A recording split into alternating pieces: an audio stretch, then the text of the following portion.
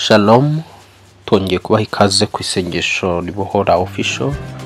Hari haciyemo iminsi duhuze tudafite umwanya wo kugira ngo tuze tuganire ku ijambo ry'Imana, ariko Imana ishimwe kongeye kuduha umwanya wo kugira ngo tongere kuza gukora umurimo w'Imana wo kubagezaho ijambo ry'Imana.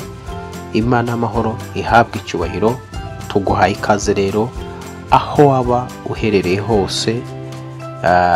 Imana iguha umugisha kandi Imana ikugirire neza. Ni wa mwanya mwiza tugarutsemo umugisha, umwanya ukomeye, umwanya udasanzwe, umwanya Imana ishobora kubohora ubuzima bwawe isaha iyo ari yo yose bitewe n'uko umutima wawe yizeye. Imana ishobora kugira ikikumarira muri uyu mwanya bitewe no kwizera kwawe, bitewe n'uko uhagaze mu mwuka, kubera ko Imana ni umwuka, ihura n'abantu mu mwuka. Kuko rero ihura n'abantu mu mwuka kandi yo ikaba yera, bisaba kugira ngo nawe w'umwuka ube wera. Hari ubuzima mu mwuka, hakaba imibereho mu mwuka, hakaba ubuzima mu buryo bw'umubiri n'imibereho mu buryo bw'umubiri. Umuntu ashobora kuba afite imibereho myiza mu buryo bw'umubiri, umubiri we nta kibazo ufite, nta kibazo cy'amafaranga n'ibintu afite, ariko mu buryo bw'umwuka uwo muntu afite ibibazo byinshi, ndetse ari n'umurwayi wo mu buryo bw'umwuka. Umuntu ashobora kurwara mu mwuka, mu mubiri ari muzima. Umuntu ashobora kwandura mu mwuka, mu mubiri ataranduye. Iyo tuvuga kwandura mu mwuka, tuba tuvuga umuntu w'imbere. Umuntu harimo imigabane ibiri. Harimo iyo migabane ibiri tuvuga, hari umuntu w'umwuka ari we wagize ubugingo buzima, hakaba n'umuntu w'umubiri. Umuntu w'umubiri yavuye mu mukungugu wo hasi. Imana iri mu mubiri, ari wo mubiri wowe wambaye uri kunyumva. Tubona ko yatobye icondo, toba umukungugu wo hasi irawufatira wubumbabumba. Imaze kurema umukungugu wo hasi, izana wa muntu yari yaremye w'umwuka ngo imuhumekera mu mazuru, umuntu ahinduka ubugingo buzima. So rero urimo imigabane ibiri. Umubiri w'inyuma urapfa, umuntu w'inyuma arapfa, akabora cyane akanibagirana. Umuntu w'inyuma agira garanti. Umuntu w'imbere ari wo mwuka, wowe mvugana nawe, nta garanti ufite. Waremwe mu buryo bwo kubaho iteka, ahubwo kubaho iteka ahagana he nicyo ugomba kwibaza. Ko njyewe imbere, wowe w'imbere waremwe mu kubaho iteka, wowe w'imbere udapfa, ko ugomba kwibaza nyuma nzabaho ne hehe. Umuntu w'imbere. Uw'inyuma rero ari hano mu Rwanda, cyangwa uranyumva uri Burundi, wowe w'inyuma uranyumva wenda uri Canada, Norvège, Suède, Zambia. Hari abantu tujya tuvugana nyine baho muri ibyo bice mvuze. Ushobora kuba kunyumva uri Bugande, Kenya, ahantu hari hose. Ni wowe w'umubiri, ariko umwuka hari umunsi uzakurwa muri uwo mubiri. Igihugu urimo kano kanya ntubukirimo, ntubukigaragaramo, ahubwo warajyanwe ahandi hantu. Wowe umwuka rero waremwe mu buryo budapfa, hapfa umubiri. Umubiri niwo upfa ukabora, ariko we ntuzapfa. Wowe w'imbere, ndavuga umuntu w'imbere, umuntu w'umwuka wundi wavuye ku Mana. So noneho rero hari imibereho y'umuntu w'umwuka, uriya nyine ari wowe w'imbere. Umuntu w'umwuka ubundi agomba kubaho afite, ntashobora kubaho atabana n'Imana. Iyo umuntu w'imbere adasabana n'Imana, atabana n'Imana, egale urupfu, waba yamaze gupfa.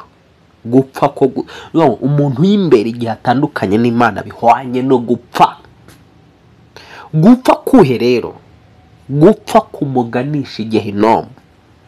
Gupfa kuye rero, gupfa kuzatuma abaho mu buzima bw'imibabaro iteka ryose. Ntabwo Imana yigeze iremera umuntu Gehinomu. ntabwo yamuremeye gutabwa gehinomu. Imana yari yaremye umuntu yifuza ko agomba kubana nayo iteka n'iteka. Ndavuga umuntu w'imbere ndetse n'uw'inyuma. Nubwo yaje gupfa, ntabwo Imana ifite gahunda ko umuntu w'inyuma apfa. Umuntu w'inyuma yapfuye, cyangwa umuntu urupfu rwaje gutwara umubiri bitewe n'icyaha cyari cyakozwe, ariko muri gahunda y'Imana ntabwo yifuzaga ko umuntu yapfa. Icyaha nicyo cyinjije urupfu, kuko Imana yari yamaze kwihanangiriza uno mugabo. Iramubwira ngo dore nukora icyaha, nuramukuriye kuri iki giti no gupfa uzapfa. Umuntu ntiyabyumva. Yesu ntabwo umuntu yabyumvise. Ntabwo umuntu yabyumvise. Satani yaramwoheje. Umva rino jambo mbere yuko nkomeza. Itangirira igice cya 2 kuva ku murongo wa 16, ariko reka duhere kwa 15. Ngo Uwiteka Imana ijyana wa muntu imushyira muri iyo ngobyi muri Edeni, ahingira ibirimo ayirinde. Wa muntu waremwe mu mukungugu wo hasi agahumekerwamo umwuka w'ubugingo, umuntu agahinduka ubugingo buzima. Imana iramufasha, imujyanye mu cyitwaga ingobyi ya Edeni, ngo imushyira muri iyo ngobyi ayirinde, ayihingire, ayirinde. Nizo nshingano ebyiri: ayihingire, ayirinde. Hanyuma rero nyuma yaho Uwiteka Imana iramutegeka iti, ku giti cyose cyo muri ingobyi ujye urya imbuto zacyo kushaka, ariko igiti cy'ubwenge bumenyesha icyiza n'ikibi ntuzakiryeho, kuko umunsi wakiriyeho no gupfa uzapfa. Urupfu rwinjijwe kubwo kutumvira icyo Imana yari yavuze. Nuvuga urupfu rwazanywe no kutumvira icyo Imana yari yategetse umuntu. Noneho n'igihe umwana w'umuntu atumviye icyo Imana yari yamubwiye, bimunanira kwihana, bimunanira gusaba imbabazi. Uwo muntu rero bituma atandukanywa n'Imana. Gutandukanywa n'Imana bihita bizana urupfu, rwaba ari urw'umubiri ndetse iyo wumvira Imana. Imibereho y'ubuzima bw'umwuka ishingiye ku kumvira Imana no kubaha Imana. Iyo wumvira Imana ugasabana nayo, ukayisenga, ukayumvira, ukayikora ibyo igutegetse, icyo nicyo tuvuga ngo umuntu afite ubuzima bwo mu mwuka, afite imibereho mu mwuka. Iyo mibereho yo mu mwuka rero, kubaho mu mwuka, ubuzima bw'umwuka n'imibereho y'umwuka bitandukanye n'ubuzima bw'umubiri. Ariko iyo wagize imibereho myiza mu mwuka, ukifuza gusabana n'Imana mu mwuka, kumvira Imana no kugendana n'Imana, uko ugenda utera intambwe zo kumenya, uko ugenda utera intambwe zo gusobanukirwa, niko winjira mu mudendezo w'abana b'Imana. Kubera ko Yesu yaravuze ngo dore nimuguma mu ijambo ryanjye muzamenya ukuri. Uko ugenda urushaho kumenya, ni nako urushaho kugenda ubohoka. Ndavugana n'umuntu wifuza kubohoka cyane. Imigozi ya Satani igacika, indwara zigacika, ubumuga bugacika, isuzuguriro kigacika, ibintu bidasubira bibangamiye ubuzima bwawe kugira ngo bigucikeho byose bikuveho. Biterwa n'uburyo ugenda utera intambwe mu kumenya kwawe no mu bumenyi bwawe, no uko ugenda usabana n'Imana, uzamuka mu busabane ugirana n'Imana, uko ugenda urushaho kumenya iby'umwuka cyane. Ibyo nibyo bikwinjiza mu mudendezo w'ibihe byose. Noneho rero sasa ushobora kuba wubaha Imana, ariko ubumenyi bwawe bugirwa ku mashyi, utazamura kumenya Imana.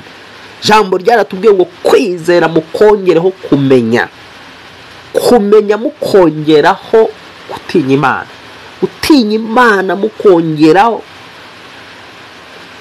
gukunda bene data, gukunda bene data mukongera niko ijambo rivuga ngo ibyo nibiba muri mwe ntabwo muzigera mubingumba ku byo kumenya Imana. Nuko ngo rero uko ugenda urushaho utera intambwe zo gutunganya ubuzima bwawe bw'umwuka, ukita ku buzima bwawe bw'umwuka, uko ugenda utera intambwe zo gutera imbere mu buzima bwawe bw'umwuka mu bijyanye no kumenya Imana no gusabana n'Imana, ibyo bigufasha gutera intambwe zo kugenda winjira mu mudendezo wo kubohorwa, ukurwa ku ngoyi zose umwanzi aba yarakubohesheje. Girire neza Uwiteka izina rya Yesu. Naho ngaho navugaga rero urupfu rero, hari abantu bazapfa kabiri, agapfa umubiri ugapfa ugashyingurwa, igihe cyagera n'ubugingo bwe ugapfa agatandukanywa n'Imana iteka, agatabwa igehinamu, kajugunywaho Satani n'abamarayika bose bamuyobotse bazaba bari. Imana itugirire neza. Urumva rero ko Imana yari yababwiye ngo ariko igiti cy'ubwenge kimenyesha icyiza n'ikibi ntuzakiryeho kuko umunsi wakiriyeho no gupfa uzapfa. Urumva ko Imana yari yashyiriyeho umuntu yabonye nuramuka ukoze iki n'iki no gupfa uzapfa. Nkuko nawe hari ibyo kubuza ariko ntumenye impamvu, ntuhe agaciro y'ibyo ngibyo ikubuza. Imana ikubuza bishobora kukugiraho. Imana ikubuza ibintu runaka, ntabwo ibikubuza ari uko ukwimye uburenganzira bwawe, ahubwo ibikubuza izi yuko byaguteza ingaruka mbi, byakwica, byakugirira nabi. Kandi mu rukundo rw'Imana ntabwo yifuza kubaho ubabaye.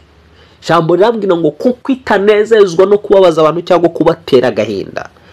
Ntabwo Imana inezezwa no kuba waba ubabaye ufite agahinda. Noneho kuko rero bitashimisha Imana kubona ubabaye, ntabwo ibyibona byatuma ubabara, irabikubuza. Ariko ku bwa kamere y'umubiri wawe, ku bw'uwo mubiri n'intege nke zawo wambaye, byo bikaguhatiriza gukora bya bindi Imana ikubuza. Kandi bya bindi Imana ikubuza ikabizi ngo biramuzanira urupfu. Nguko uko byagenze kuri Adamu wa mbere, ku muntu wa mbere waremwe. Imana yambwiye turamenye nuramukuriye kuri izi mbuto zimenyesha icyiza n'ikibi no gupfa uzapfa. Huko yakubwira uti yewe wa muntu we, ntukibe, ntukice, ntugasambane, ariko ntugasinde, ntubyumve. Hanyuma watangira guhura n'ingaruka zabya, ukaba aribwo benshi bibuka Imana igihe bahuye n'ingaruka z'ibyo yababujije. Gusa nabwo ni amahirwe kwibuka Imana, kuko hariho abagendera ko. Ni amahirwe cyane kugira ngo wibuke ko wacumuye, kugira ngo wibuke ko wakoze icyaha. Ni amahirwe cyane yo kumenya ko waguye. Ni amahirwe akomeye yo kumenya yuko wasubiye inyuma mu mwuka. Hari abasubira inyuma bakagwa ntibabimenye. Ni amahirwe cyane yo kumenya ko ubuzima bwawe bw'umwuka butameze neza, utabayeho neza. Noneho iyo wabimenye wirukankira ko wita ukavuga uti Mwami vugurura imibereho y'ubuzima bwanjye bw'umwuka. Ubuzima bw'umwuka burimo burangirika. Kandi iyo wangirika mu mwuka, aho kugira ngo wangirike mu mwuka aho kwangirika mu mubiri, kuko kwangirika mu mwuka egal, nongere nsubiremo, kwangirika mu mwuka bihwanye no gupfa urupfu rw'iteka ryose. Ariko ushobora kwangirika mu mubiri, umubiri ugapfa, ugakomeza kubaho mu buzima bw'iteka, aribwo buzima bwiza bukabana n'Imana iteka ryose. Nukuvuga ngo rero ni ingenzi kwita ku mibereho y'umuntu w'imbere. Ni umumaro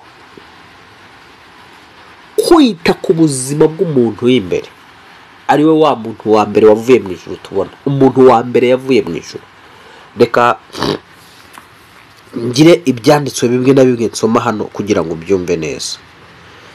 umuntu wa mbere yavuye mu ijuru. Umuntu hari umuntu uvuga ngo muri wowe urimo abantu babiri.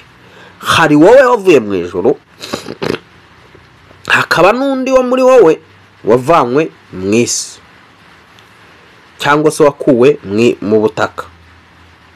Umuntu wa mbere yavuye mu ijuru, hakaba n'undi muntu muri wowe wavuye hehe?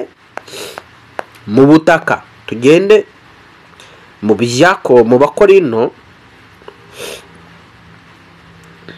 ba mbere igice cya 15. Bakorinto ba mbere igice cya 15. Bakorinto ba mbere igice cya 15.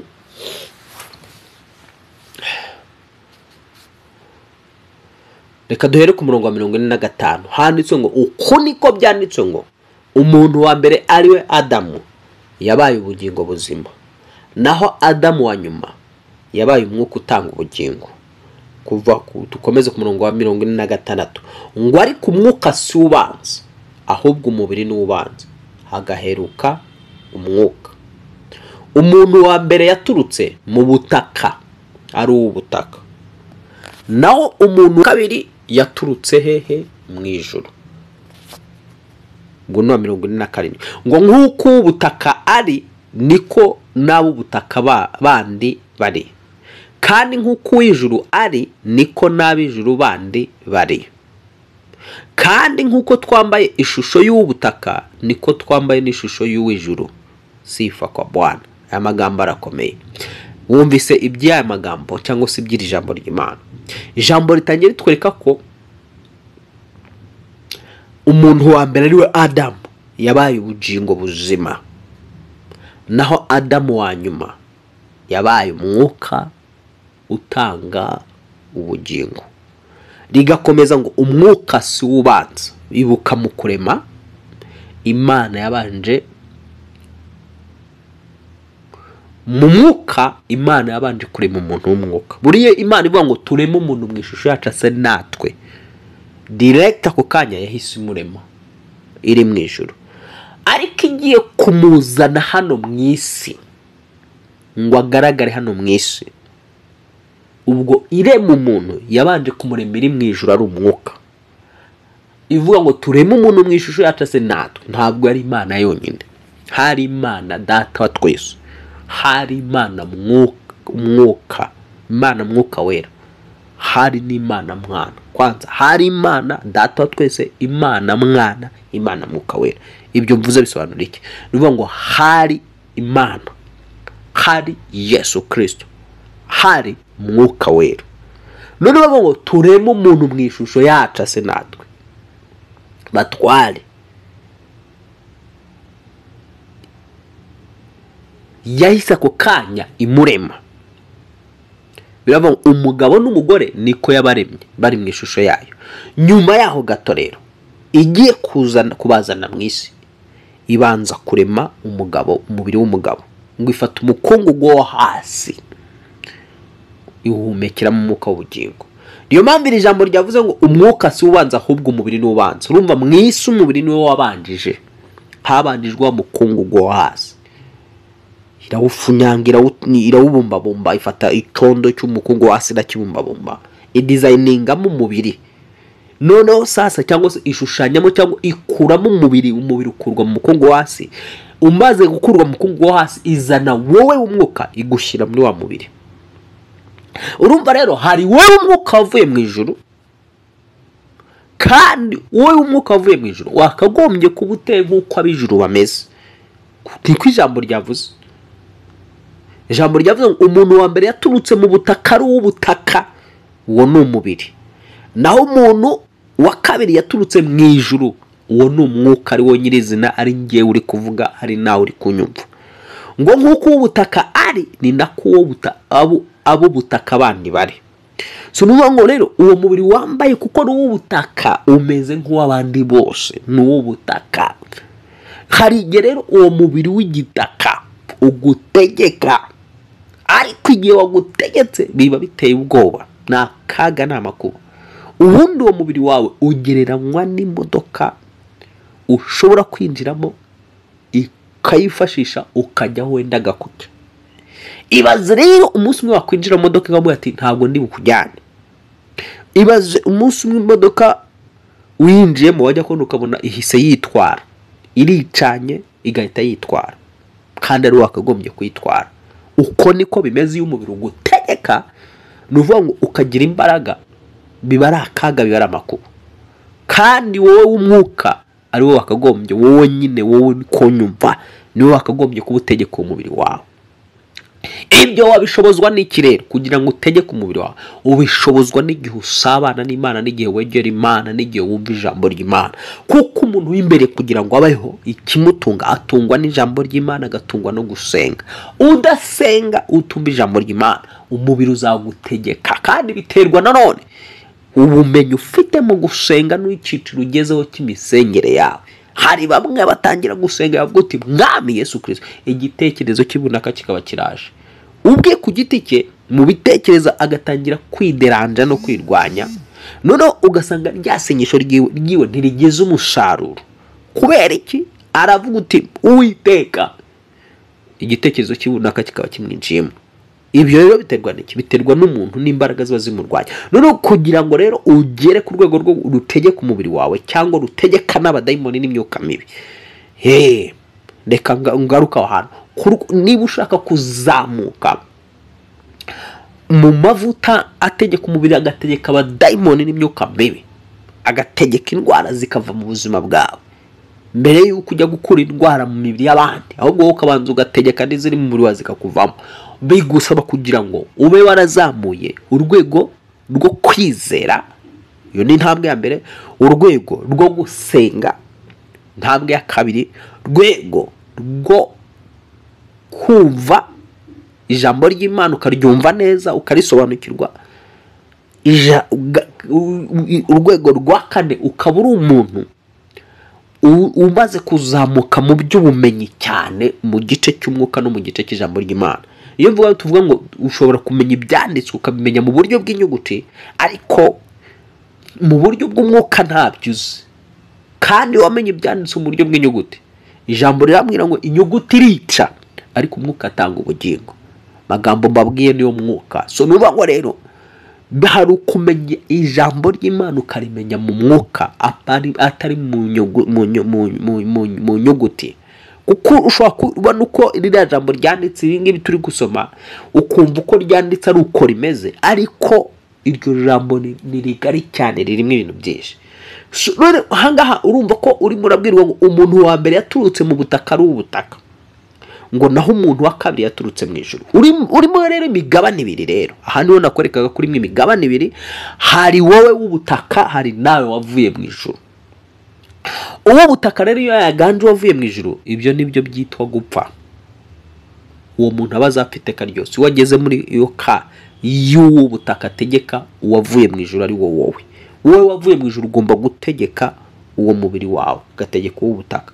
None ijambo ryavuze ngo nk'uko ubutaka ari niko nawo ubutaka bari, kandi nk'uko uw'ijuru ari niko ab'ijuru bandi bari.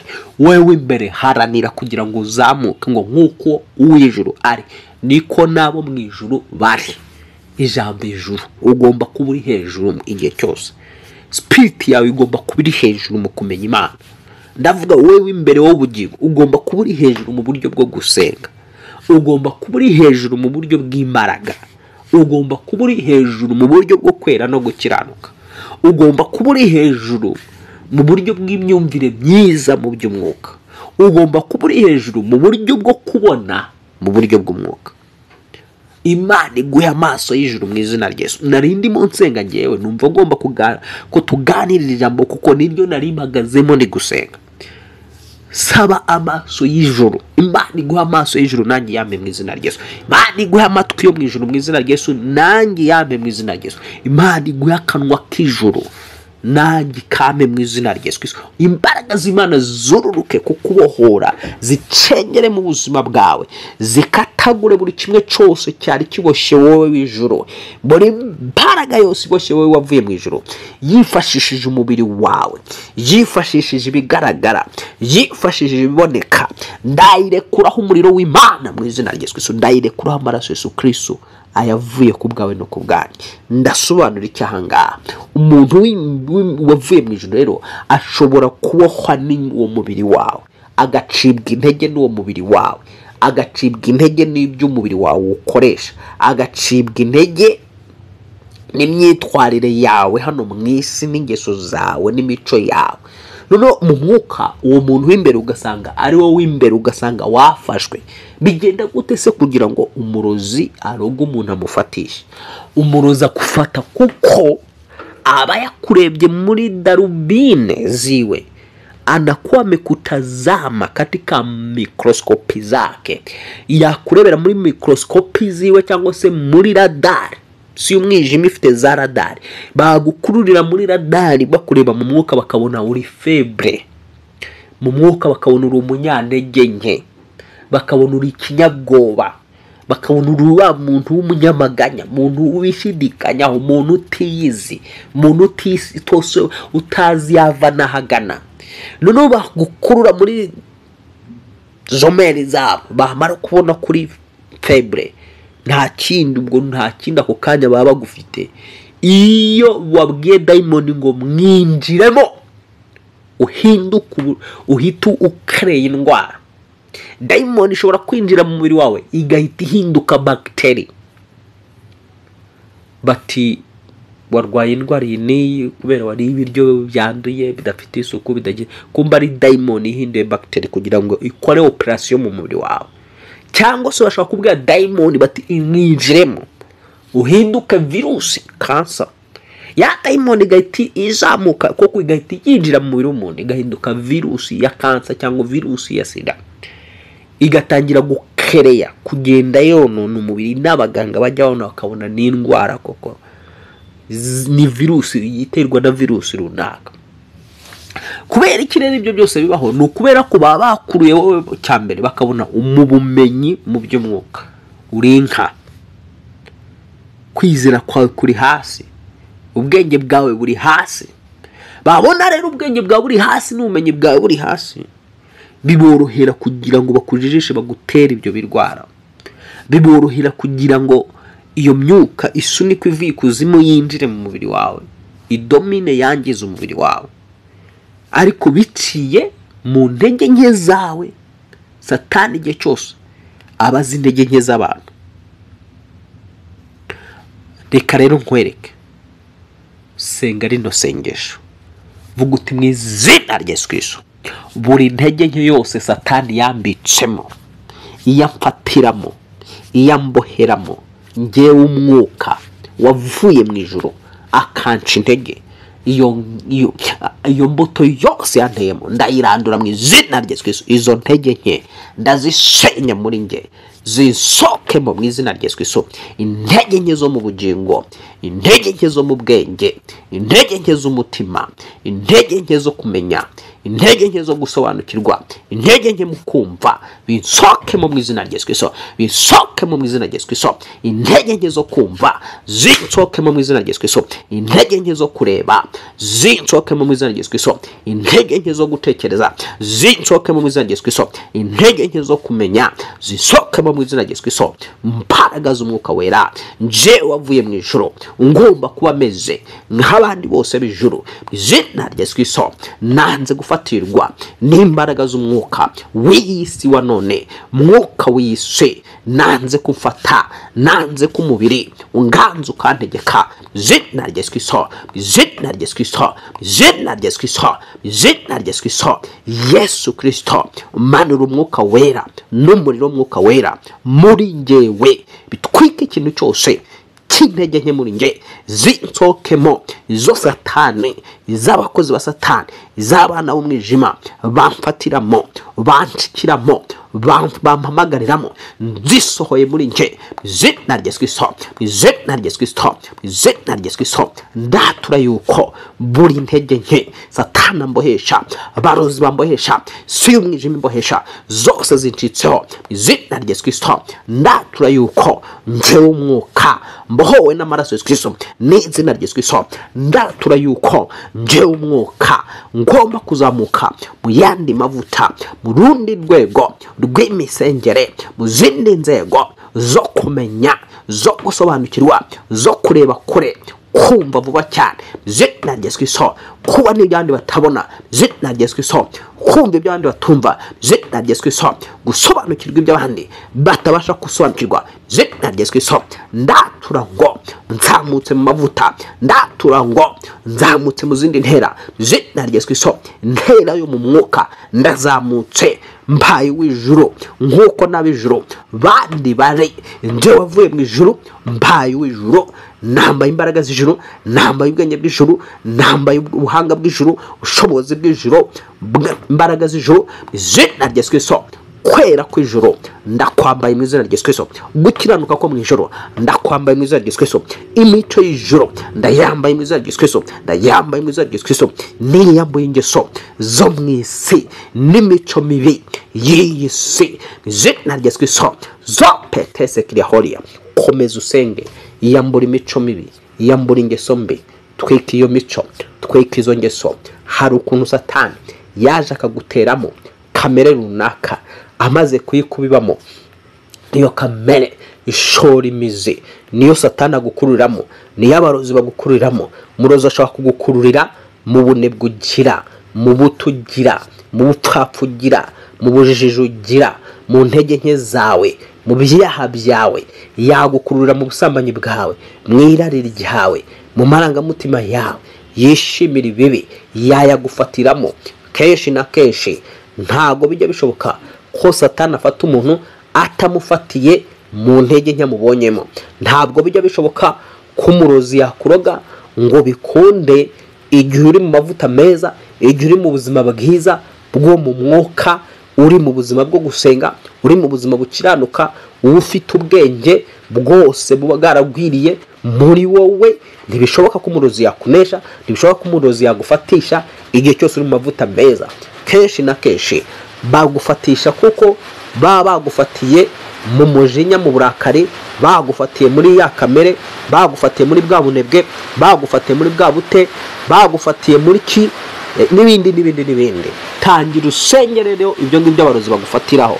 Wibuke ko tubonye yuko uri umuntu wa mbere, wowe imbere wavuye mu ijuru, hakaba nawe nyuma wavuye mu butaka.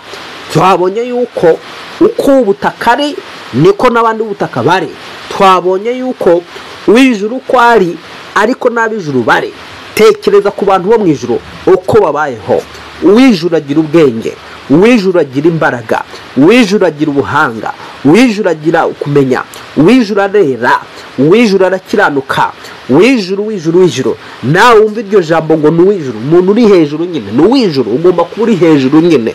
Ndagusengera mu izina rya Yesu Kristo kugira ngo aka kanya nanjye ubwanjye nisengera tubabo hejuru.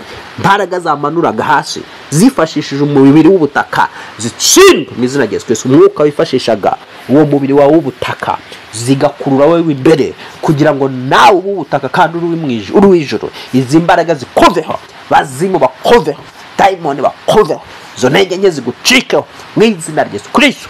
Ndatura ngo nd'ijuru nzakomeza kuba ijuru, ndatura ngo nd'ijuru nzakomeza kuba ijuru mu izina rya Yesu Kristo.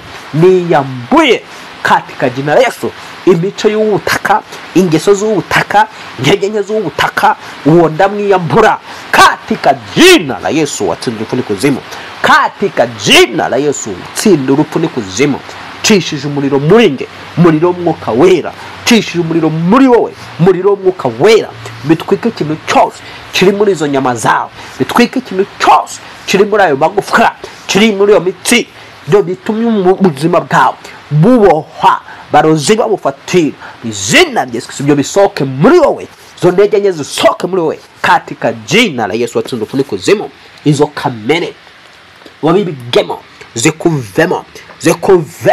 Ndategeka kamere yose ikwiboheraho, ikwizingiraho, kamere y'umujinya, kamere y'uburakari, kutumvira Imana, kutubaha Imana, bigusohokemo mu izina rya Yesu Kristo. Kudatinya Imana bigusohokemo mu izina rya Yesu Kristo. Uwiteka akumanuremo mwuko wo kumutinya, mwuko wo kumwubaha. Uwiteka akumanure mu mwuka wo gusenga mukuri katika jina Yesu. Watsinze kuri kuzimu repete sekiria holia natura kugira ngo wuzure umwuka wera, wuzure imbaraga z'Imana, wowe unyumva kumanureho imbaraga z'Imana mu izina rya Yesu zikururukeho, ziguca izo ntege nke umurozi yagufatiragamo, satana gufatiramo, abana b'umwijima bagufatiramo, izina rya Yesu izo ntege nke abana b'umwijima bagufatiramo zikuvemo mu izina rya Yesu. Mwuka w'urupfu ukuvemo, urupfu rw'ubugingo, urupfu rw'umubiri bigusokemo mu izina rya Yesu mu mbaraga y'amaraso Yesu Kristo, mbaraga y'amaraso Yesu Kristo. Ndi kumva mu isi y'umwuka hari umuntu uri hano uri muranyumva urupfu rwari rwamaze kwinjiramo. Buri rupfu ushobora kurigendana utaruzi, rukaba ruri mu mubiri wawe, ikibazo ari ikibazo kigiye kugira ngo rugutware, ariko rukaba rurimo rurakubungamo.